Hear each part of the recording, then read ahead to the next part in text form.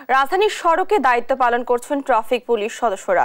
Traffic পুলিশকে সহযোগিতা করছেন শিক্ষার্থী ও স্বেচ্ছাসেবীরা। এ নিয়ে আরো জানাতে বাংলা মোটর থেকে যুক্ত হচ্ছেন সহকর্মী শাহেদুজ্জামান সাকিব।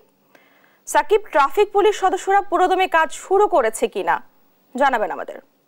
আপনি জানেন, একটি ঐতিহাসিক গণ অভ্যুত্থানের পর যে হাসিনা সরকারের পতন হলো, এই পতনের পর বেশ কয়েকদিন কিন্তু আসলে রাজধানীর আইন শৃঙ্খলা পরিস্থিতি একটু অস্বাভাবিক ছিল।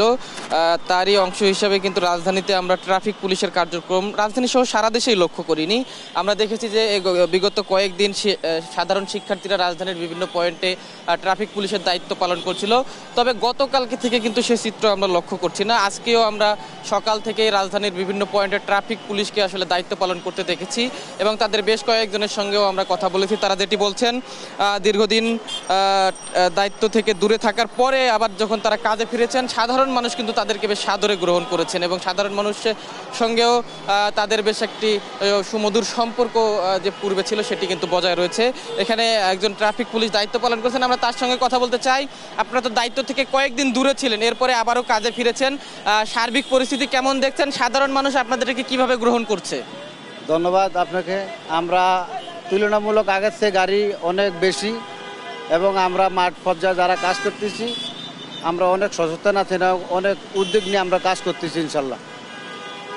কোনো সমস্যা হচ্ছে কিনা? সাধারণ মানুষ আপনাদেরকে কিভাবে রিসিভ করছে, কি বলছে তারা? সাধারণ মানুষ অনেক আনন্দিত আছে এবং ভালো পর্যায়ে আমাদেরকে দেখতেছে এবং দেখাশোনা করতেছেন এই মুহূর্তে আর কি। বিগত কয়েকদিন শিক্ষার্থীরা দায়িত্ব পালন করছিল, তাদের বিষয়ে কি বলবেন? শিক্ষার্থী আমাদের যথেষ্ট পরিমাণ তারা সহযোগিতা করেছেন এবং ভালো উদ্যোগ নিয়ে তারা কাজ করছেন। আমরা তো যে কোনো একটা ঘটনা নিয়ে দূরে ছিলাম, কর্মস্থলে আসতে পারি নাই, সেটা আমরা দুঃখিত। তবে এখন আমরা চলে আসছি, শিক্ষার্থীর পাশাপাশি আমাদের কাছে আছে, এখনও আছে ইনশাল্লাহ।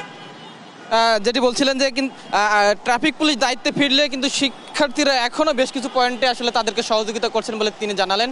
আমরাও লক্ষ্য করেছি সকাল থেকে, যদিও পূর্বের মতো দলভেদে শিক্ষার্থীরা দায়িত্ব পালন করছেন না, তবে বেশ কিছু জায়গায় বিএনসিসি, রোভার স্কাউটের সদস্যরা এবং সাধারণ শিক্ষার্থীরা এখনও ট্রাফিক পুলিশকে স্বাভাবিক